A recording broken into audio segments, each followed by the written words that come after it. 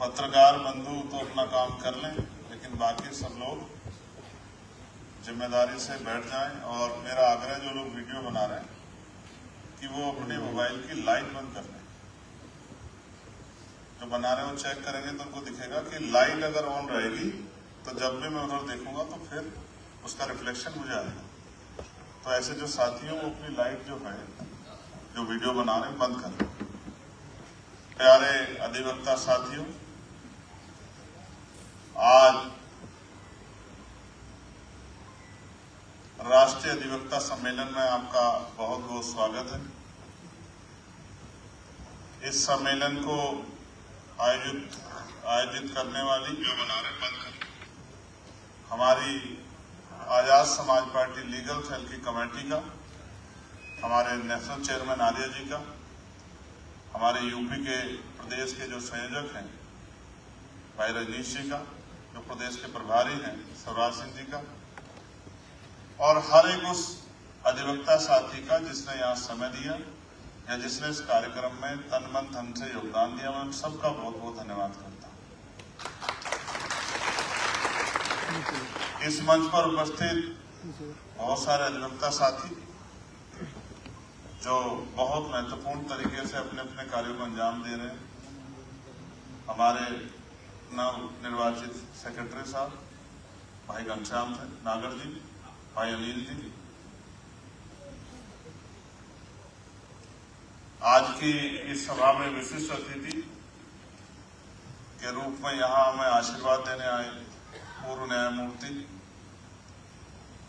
जिनका जीवन संघर्ष जो है, अभी मेरी चर्चा उनसे हुई है, मैं उनसे एक आग्रह भी करूंगा कि वो अपने जीवन संघर्ष को लोगों के बीच में लाएं।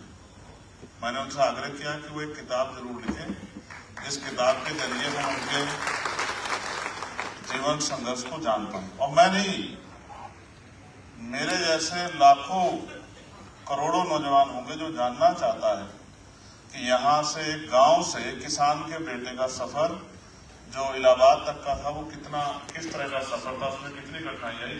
हर कोई इसको जानना भी चाहेगा, पढ़ना भी चाहेगा।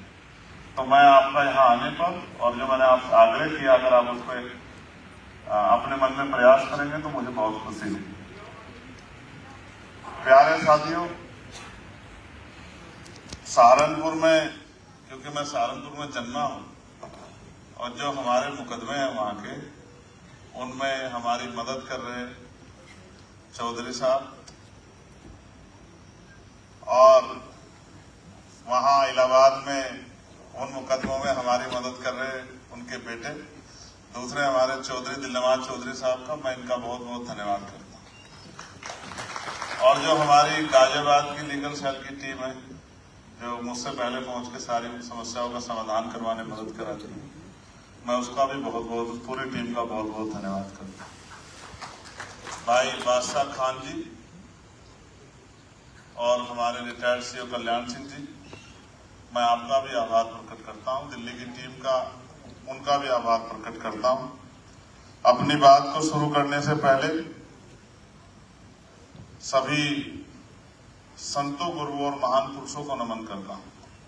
और आज इन दो महान पुरुषों में एक वीरांगना रही है मां अहिल्याबाई होलकर, उनका स्मृति दिवस है।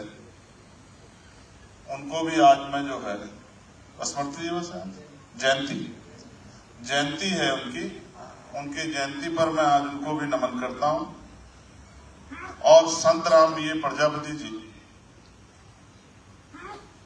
जिनके योगदान को अगर मैं थोड़ा सा प्रकाश डालूं तो आपको समझ आएगा। उनकी आज स्मृति दिवस है, उनको भी मैं इस मंच से नमन करता हूं। संत राम बीए प्रजापति जी वो सच थे जिन्होंने जाति पाति तोड़क मंडल में बाबा साहब अम्बेडकर को मुख्य अतिथि के रूप में बुलाया था। हालांकि वो विरोध के कारण बाबा साहब वहां नहीं जा सके, तो बाबा साहब जो भाषण अपना देना चाहते थे उसको बाबा साहब ने वहां तो नहीं दे पाए, तो एक किताब के रूप में संकलित किया। उस किताब का नाम है एनिहिलेशन ऑफ कास्ट, जाति का विनाश। वो किताब आपके, मेरे और आपके जैसे करोड़ों लोगों के लिए परिवर्तन का एक बहुत बड़ा शानदार विचार है, उसको भी हमें पढ़ना चाहिए। मैं भगवान बुद्ध से लेके और मान्यवर काशीराम साहब तक जितनी भी हमारी अजीब शख्सियतें रही, जिनकी वजह से कहीं ना कहीं हमारे जीवन में हमें कुछ प्रेरणा मिली है, मैं उन सभी को आज नमन करता हूं। डॉक्टर बाबा साहब अम्बेडकर को नमन करता हूं।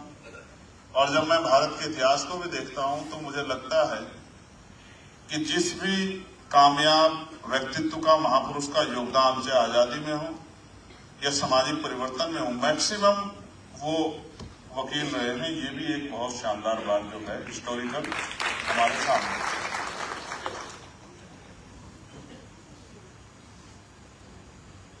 मैं आज ड्रेस में नहीं हूं, उसके लिए मैं अपनी लीगल सेल की टीम से माफी चाहता हूं।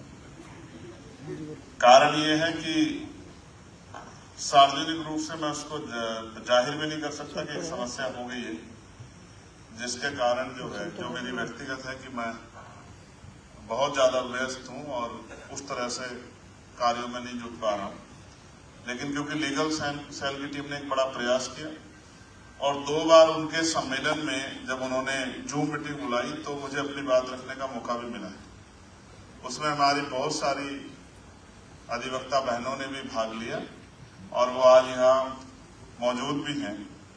और एक हमारी अधिवक्ता बहन जो सोनभद्र से चल के आई। सोनभद्रा मतलब आप समझिए ये है झारखंड का बॉर्डर। हाँ, सोनभद्रा झारखंड को टच करता है। आसमा उनका नाम है। मैं ऐसी वीरांगना अपनी बहन को बहुत बहुत साधुवाद, आभार प्रकट करता हूं। प्यारे साथियों, एक लंबी लिस्ट है, उसको पढ़ने से पहले मैं कुछ बताना चाहता हूं। ये साल था 2022 का। 10 मार्च को रिजल्ट आया था उत्तर प्रदेश के चुनाव, उत्तराखंड के, पंजाब के चुनाव। और क्योंकि हमने उत्तराखंड और उत्तर प्रदेश में बहुत मेहनत की थी तो हमें लग रहा था कि रिजल्ट हमारे फेवर में आएगा, इसलिए बड़े उत्साहित थे। और मैं खुद भी इलेक्शन लड़ा था उत्तर प्रदेश के मुख्यमंत्री के खिलाफ। मैं खुद भी गोरखपुर में जाके इलेक्शन लड़ा था।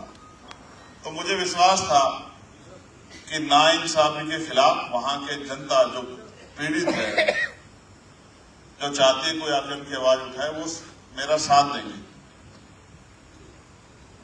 और उम्मीद थी उत्तराखंड में भी 3 सीटें हमारी बहुत महत्वपूर्ण थी, जिन पर हमें उम्मीद थी कि उन सीटों को हम जीत जाएंगे। और उत्तर प्रदेश में भी एक मेरी और एक सिद्धार्थनगर की सीट ऐसी थी डुमरियागंज की, जिसको हमारा विश्वास था कि हम जीत जाएंगे।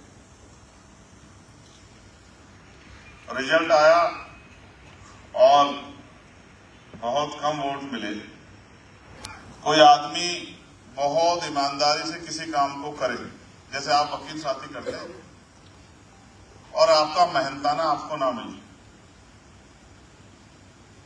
कैसा महसूस होता है? जिस केस के लिए आप जी जान लगा दो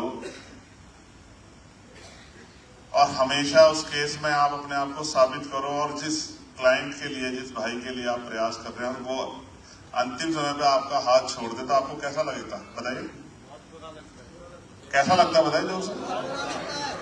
तो मुझे भी बहुत बुरा लगा कि जिनके लिए मैंने जीवन लगा दिया, और इनको ये भी नहीं पता कि मैं अगर हमारी पार्टी, हमारा संगठन आगे बढ़ेगा, ताकत बनेगी, तो उसका फायदा भी उन्हीं को होगा। ये भी टेक्निकल बात है।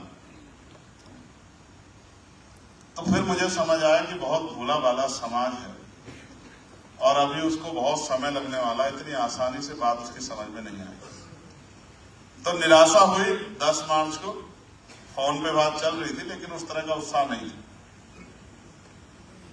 मैं झूठ कहूं कि नहीं कोई फर्क नहीं पड़ा, ऐसा नहीं है, फर्क पड़ा, पीड़ा हुई, क्रोध भी आया कि जिनके लिए सब कुछ, मुकदमे, जेल, लाठियां, तमाम तरह की मुसीबतें सहली, उन्होंने साथ क्यों नहीं दिया। 2-3 दिन गुजर गए। 15 मार्च को पार्टी का स्थापना दिवस होता है। हिमांशु जी का फोन आया कि हम दिल्ली में पार्टी का स्थापना दिवस मनाएंगे। तो हमने कहा साहब हम तो नहीं आएंगे।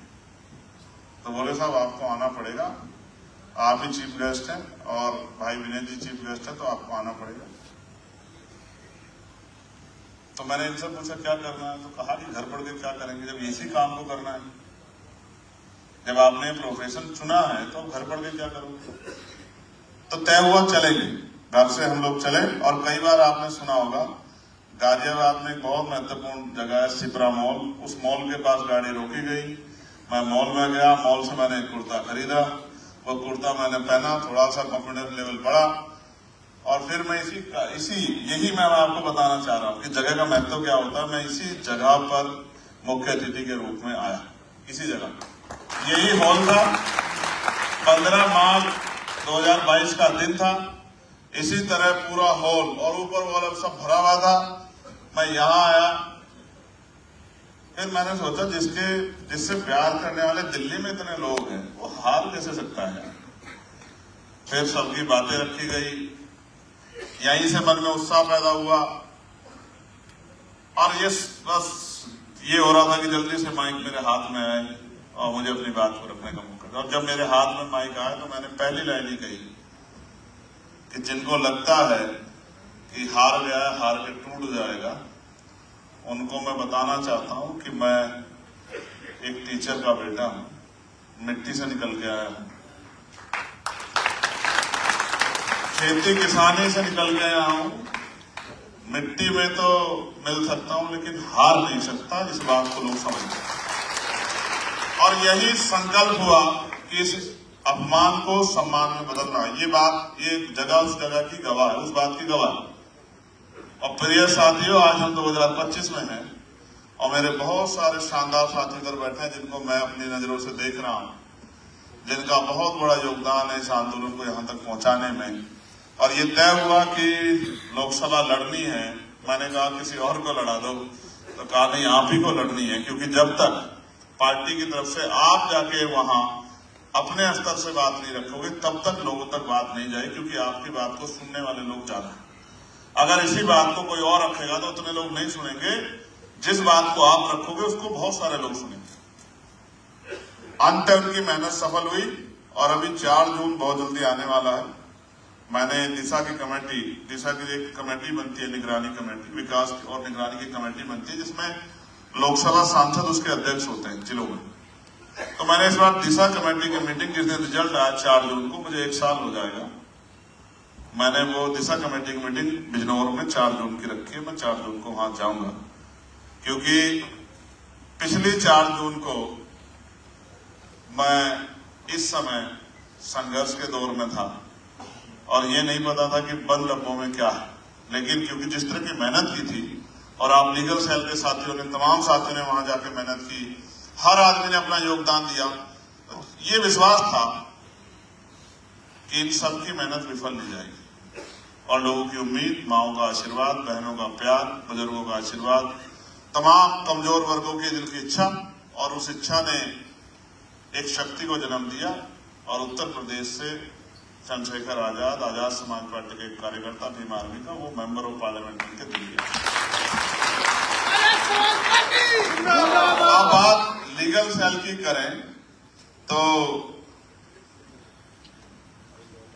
आदरणीय भाई विनोदन सिंह जी, जो हमारे नेता हैं और बहुत ईमानदारी से तमाम तरह की परेशानियों का सामना करते हुए इस आंदोलन को चला रहे हैं। हमारे दूसरे अतिथि वीरेंद्र सिंह यादव जी, जिनका मैं जिक्र ऑलरेडी कर चुका हूं, MS आर्य साहब जो हमारे नेशनल चेयरमैन हैं, मेरे छोटे भाई और प्रदेश अध्यक्ष Azad Samaj party legal cell Uttar Pradesh Rajneesh Gautam ji.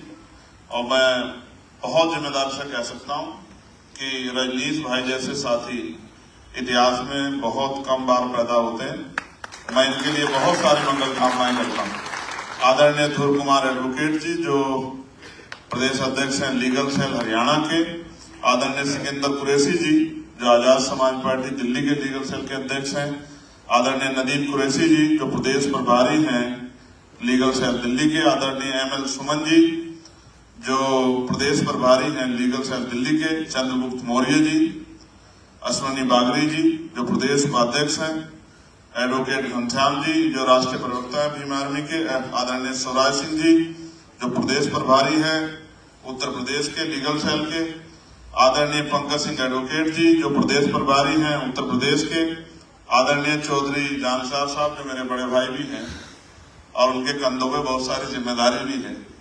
तमाम झूठी गवाहियों को वो अपने अनुभव से जिस तरह से डील करते हैं, मैं उनके स्टेटमेंट को बाद में पढ़ता हूँ। रजनीश जी मुझे भेज देते हैं जीरे के बाद वाला हिस्सा, तो मैं उसको पढ़ लेता हूँ। तो मैं आपके अनुभव का भी बहुत बहुत और आपके लिए, आपके उज्जवल भविष्य के लिए और आपके उत्तम स्वास्थ्य के लिए मंगल कामनाएं करता हूँ। जो सीनियर अधिवक्ता हैं सहारनपुर से, आनंद कुमार एडवोकेट जी, चौधरी महाराज सिंह जी राष्ट्रीय कार्यकारिणी सदस्य हैं, अर्जुन सिंह एडवोकेट जी, आदरणीय राशिद हुसैन एडवोकेट जी, चांद आलम एडवोकेट जी, बालेश्वर प्रसाद एडवोकेट जी, अमित केसरी एडवोकेट जी और बहन हमारी अनीता सिंह एडवोकेट जी, अमर सिंह एडवोकेट जी, सतीश कुमार एडवोकेट जी, संजीव कुमार एडवोकेट जी, रविंद्र कुमार एडवोकेट जी, अभिषेक कुमार एडवोकेट जी, आनंद प्रकाश एडवोकेट जी, रोहित गौतम एडवोकेट जी, महेंद्र मंडल एडवोकेट जी और आर के गौतम जी, दीवान सिंह जी, रघुशरण जी, बुटुल जी और सतीश जी। बचा तो नहीं? कोई बचा हो तो बता दो। हरियाणा के साथी ये सब यूपी की टीम है। अच्छा लास्ट बता दो साहब मुझे, जहां जाना मैं जवाब बता दो कि मैं उसको कर दूं। ठीक। हमारे हरियाणा के जो साथी हैं धनीराम जी, विनोद कुमार जी, शैलेंद्र जौहरी जी, ताराचंद जी, दिनेश कुमार जी, गौरव जी, लखपत जी, जितेंद्र जी, विष्णु जी, विजेंद्र जी, लोकेश जी, एडवोकेट सतीश जी और बहुत सारे जिलों से जो साथी आए, मंडलों से जैसे मुरादाबाद है और सहारनपुर है, अमरोहा है, उसके साथ साथ जौनपुर है, आगरा है, बरेली है, हापुड़ है, मुजफ्फरनगर है, अयोध्या है, लखनऊ है, अम्बेडकर नगर है, मथुरा है, बाराबंकी है, उन्नाव है, बुलंदशहर है, महाराष्ट्र से एडवोकेट नितिन सतपुते जी यहाँ हैं और भी कई सारे साथी महाराष्ट्र से एडवोकेट दीपक जी, दिलीप जी, भूषण जी, किशोर जी और दिल्ली से प्रदीप डागर जी, प्रकाश यादव जी, विष्णु कुमार जी, राजस्थान से भी साथी आए हैं। मैं उन सब साथियों का आभार प्रकट करता हूं। अब कुछ जो है आपसे बातें हो जाए। मैं जब अभी आपसे आपके कार्यक्रम में आया था तो बाबा साहब के क्या विचार हैं वकीलों पे वो पढ़ रहा था। मेरा मन था कि वो विचार मैं आपसे बताऊं और अगर ये लाइट की व्यवस्था देखने वाले साथियों तक मेरी आवाज जा रही हो तो मैं समझता हूं कि आपका समय समाप्त जल्दी हो जाएगा, लेकिन अभी आप अपने इनको कल पुर्जों को सही रखें जिससे कार्यक्रम सुचारू रूप से चलता रहे, ऐसा भी मेरा आपसे आग्रह है। तो बाबा साहब का जो अधिवक्ताओं के बारे में विचार था, मैं उस विचार को आपके सामने शेयर करना चाहता हूं, क्योंकि जब आप किसी भी विषय पर बोलना चाहते हैं तो उसमें महापुरुषों के क्या विचार थे या उस फील्ड में जो बहुत शानदार कैरेक्टर रहे, व्यक्तित्व रहे, उनके क्या विचार थे हमें जानने चाहिए। बाबा साहब डॉक्टर भीमराव अम्बेडकर, उन्होंने अधिवक्ताओं के बारे में कई महत्वपूर्ण विचार व्यक्त किए। उनका मानना था कि अधिवक्ता समाज के लिए महत्वपूर्ण है और उन्हें हमेशा न्याय और समानता की रक्षा की आवाज उठानी चाहिए। न्याय और समानता, बाबा साहब का मानना था कि अधिवक्ताओं को न्याय और समानता के लिए लड़ना चाहिए और उन्हें कमजोर और शोषित लोगों की रक्षा करनी चाहिए।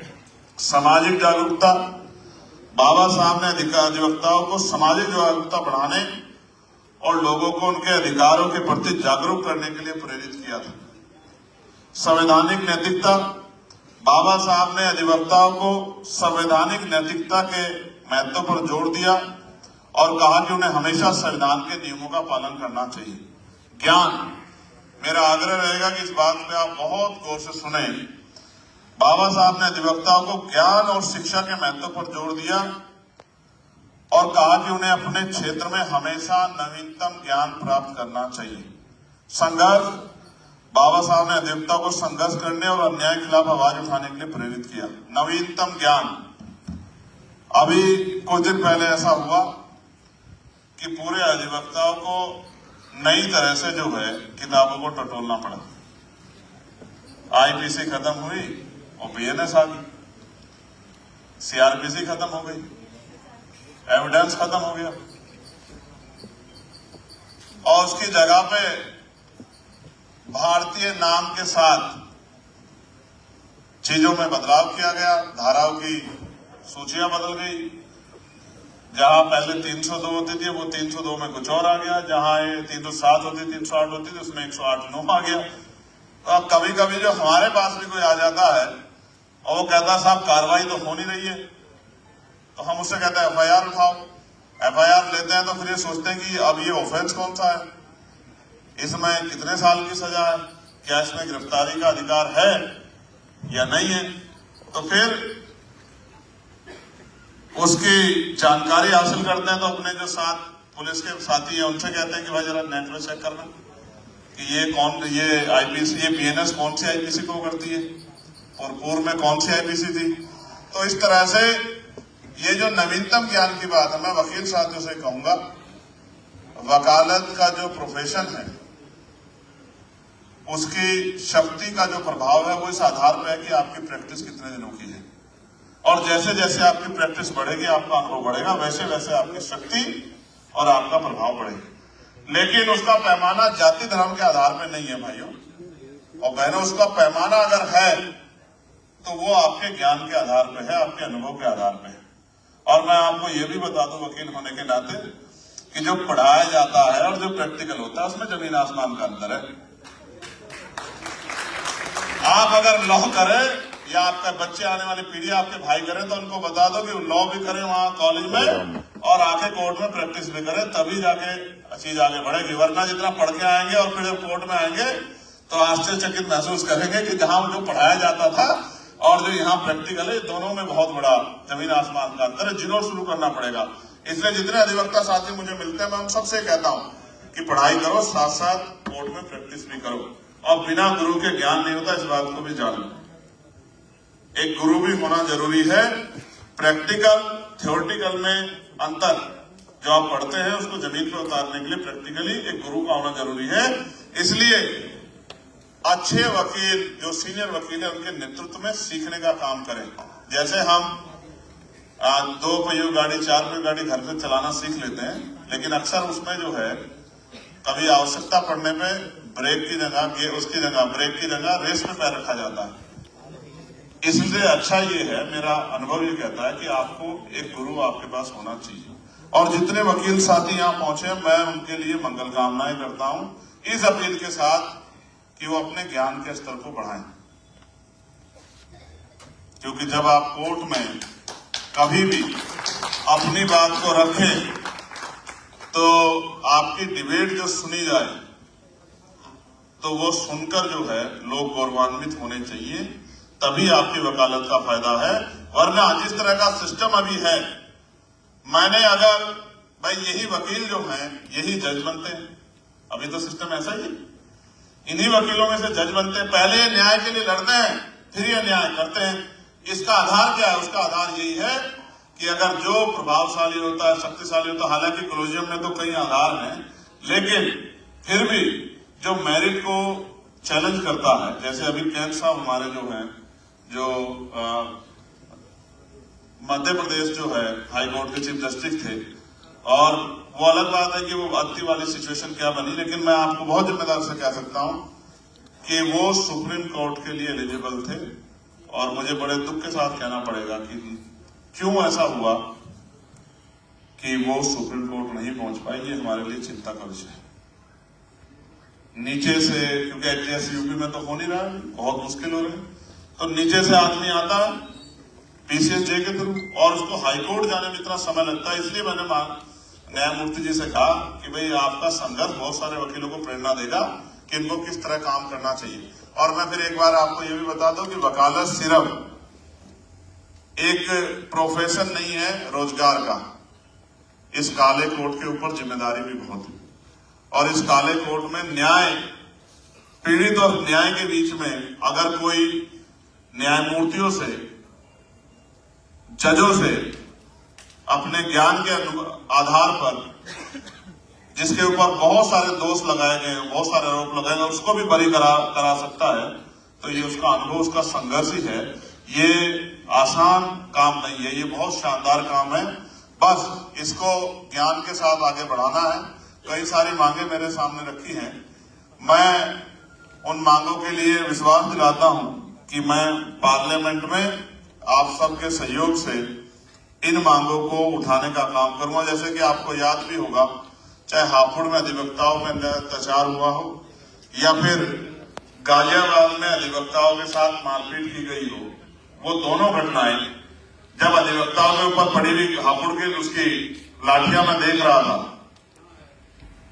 गाजियाबाद वाली, तो ऐसा लग रहा था कि ये लाठियां हमारे अधिवक्ता भाइयों में नहीं, ये हमारे ऊपर ही पड़ रही हो।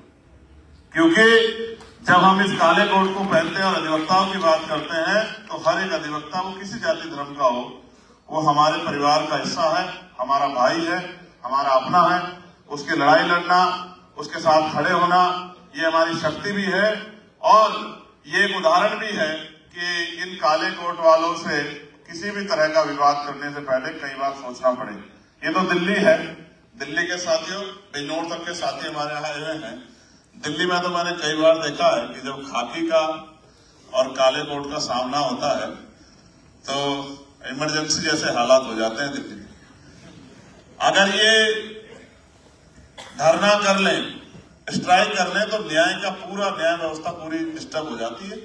तो उन ऑनरेबल जजों को भी ये मांग करनी पड़ती है कि इस मामले को सॉर्ट आउट कर लो। तो बहुत बड़ी शक्ति है और हमने ये भी तय किया है कि इस शक्ति को कमजोर नहीं पड़ने देना है, इस शक्ति को और आगे बढ़ाना है। तो लीगल सेल के जो हमारे साथी हमारे साथ कनेक्ट हुए हैं, उन साथियों को भविष्य में बार काउंसिलिंग के चुनाव भी लड़ने चाहिए और अपनी शक्ति भी बनानी चाहिए। और मेरी तो मांग है कि अभी क्योंकि कोलोजियम सिस्टम से हम लोग उस तरह जज नहीं बना पा रहे हैं, तो बार काउंसिलिंग में भी अपनी ताकत मजबूत होनी चाहिए। तो उत्तर प्रदेश बार काउंसिलिंग में या दिल्ली बार काउंसिलिंग, जहां भी बार काउंसिलिंग के इलेक्शन होते हैं, हमें अपने विचार व्यवहार से अपनी शक्ति को बनाकर अपनी ताकत जो है बार काउंसिलिंग में भी बनानी चाहिए। क्योंकि उनकी बातों को भी सुनना पड़ता है, उनकी बातों को भी ध्यान में लाना पड़ता है, उनकी मांगों को भी आगे बढ़ाना पड़ता है। जो मांग जैसे हमारे नवनिर्वाचित सेक्रेटरी साहब ने कही कि चैम्बर की समस्या, हाँ मैं मानता हूँ चैम्बर की समस्या है, लेकिन इसका अस्थायी इलाज भी जो है वो भी ढूंढना पड़ेगा। वो तभी होगा जब हमारी बात बार काउंसिलिंग के जरिए मजबूत से उठेगी और सभी बार काउंसिलिंग लेटर लिख के दें कि भाई हमारे यहाँ चैम्बर की समस्या है, चैम्बर की समस्या को दूर किया जाए। क्योंकि देखो लगातार अधिवक्ता बढ़ते रहेंगे। सोचो आज 100 चैम्बर नए बना दिए, लेकिन नेक्स्ट और 100 वकील आ गए, तो कुछ मानक तय करके हम लोग इसको आगे बढ़ा सकते हैं। जैसे मांगे आपकी हैं कि अधिवक्ता सुरक्षा अधिनियम जल्दी से लागू किया जाए, इसके लिए मैंने पार्लियामेंट में जोर शोर से आवाज उठाई थी। अधिवक्ताओं के लिए राष्ट्रीय मेडिक्लेम पॉलिसी बनाई जाए। और मैं आपको बता दूं कि मैंने ऑनरेबल जो हमारे माननीय कानून मंत्री है, उनको भी लेटर लिख के अधिवक्ताओं की इस मांग को रखा था कि उनकी मांग को सुना जाए। भारत के प्रत्येक न्यायालय में अधिवक्ताओं के लिए पर्याप्त चैम्बर की व्यवस्था हो, अधिवक्ताओं को राजपत्रित गजेटेड अधिकारी का दर्जा दिया जाए, नए पंजीकृत अधिवक्ताओं के लिए निश्चित समय तक उचित भत्ते की व्यवस्था हो, नए पंजीकृत अधिवक्ताओं के लिए पर्याप्त अवधि तक प्रशिक्षण की सरकार द्वारा उचित व्यवस्था की जाए, सीनियर अधिवक्ता जो प्रैक्टिस करने में असमर्थ हैं उनके लिए उचित पेंशन की व्यवस्था सरकार द्वारा की जाए, अधिवक्ताओं के लिए भारतीय राजमार्गों पर लगे सभी प्रकार के टोल टैक्स समाप्त किए जाएं, अधिवक्ताओं के लिए सरकारी आवासीय योजनाओं में पर्याप्त कोटा लागू हो, अधिवक्ताओं के बच्चों के लिए प्राइवेट स्कूलों में उचित रिजर्वेशन कोटा की व्यवस्था प्रावधान किया जाए, कोलोजियम सिस्टम के द्वारा जजों की नियुक्ति में रिजर्वेशन कोटा लागू किया जाए, पब्लिक सेक्टर अंडरटेकिंग में अधिवक्ता की नियुक्ति में रिजर्वेशन कोटा लागू किया जाए, केंद्र सरकार एवं राज्य सरकार द्वारा अपनी इच्छा के अनुसार की जाने वाले अधिवक्ता एसजी, एसजी, एजी, एएजी, ईटीसी की नियुक्ति में रिजर्वेशन कोटा लागू किया जाए, प्राइवेट सेक्टर में अधिवक्ताओं की नियुक्ति में रिजर्वेशन कोटा लागू किया जाए। माननीय न्यायालय द्वारा की जाने वाली रिसीवर, लोकल कमिश्नर एवं लीगल सर्विस अथॉरिटी इत्यादि में पर्याप्त रिजर्वेशन कोटा लागू किया जाए। SC/ST एक्ट के अंतर्गत दर्ज मुकदमों में स्पेशल पब्लिक प्रोसिक्यूटर, सरकारी वकील की नियुक्ति शासक शिकायतकर्ता की इच्छा के अनुसार की जाने की अनिवार्य व्यवस्था होनी चाहिए और भारतीय न्यायिक सेवा आयोग की स्थापना, न्यायिक सेवाओं के लिए वार्षिक परीक्षा प्रारंभ की जाए जिस प्रकार यूपीएससी की परीक्षा ली जाती है। ये 17 मांगे आपकी हैं। मैं आपको विश्वास दिलाता हूं कि इन मांगों के लिए मैं कल ही हमारे देश के कानून मंत्री को पत्र लिखूंगा और जब पार्लियामेंट चलेगी तो इन मांगों को जोर शोर से उठाने का काम करूं। मैं आपको फिर विश्वास दिलाता हूं, हालांकि अधिवक्ताओं का मंच, मैं आपको विश्वास दिलाता हूं कि अंतिम व्यक्ति, क्योंकि हमने भारत की पार्लियामेंट में ये शपथ ली थी कि हम भारतीय संविधान के अनुसार विधि के अनुरूप कार्य करेंगे। मैं आपको विश्वास दिलाता हूं, ना जाति ना धर्म, जिस भी व्यक्ति के साथ अन्याय होगा और जिस भी पॉलिसी से गरीब, किसान, कमजोर, महिलाएं, नौजवान लोगों की भलाई हो सकती होगी, उन सारे विषयों पे हम लोग काम करेंगे। कभी आपको निराश नहीं करेंगे। आप बुद्धिजीवी साथियों ने हम पर भरोसा दिखाया है, मैं आपका भी अभिनंदन स्वागत करता हूं। मैं आपको विश्वास दिलाता हूं कि किसी भी, अगर एक भी वकील साथी के साथ कहीं भी अन्याय होगा तो हम लोग पूरी एडी चोटी का जोड़ लगा के उसकी ताकत बनने का काम करेंगे, उस अन्याय के खिलाफ लड़ाई लड़ने का काम करेंगे। और साथियों, अंत में एक घोषणा भी और करनी है। मैं आग्रह करूंगा कि रजनीश जी यहाँ आ जाएं और हमारे MS आर्य जी भी यहाँ आ जाएं। एक घोषणा भी हमें करनी है। ये घोषणा इंपोर्टेंट है और ये घोषणा ये है, वो इस पोस्टर को अपने दिल में बसा लें। ये लक्ष्य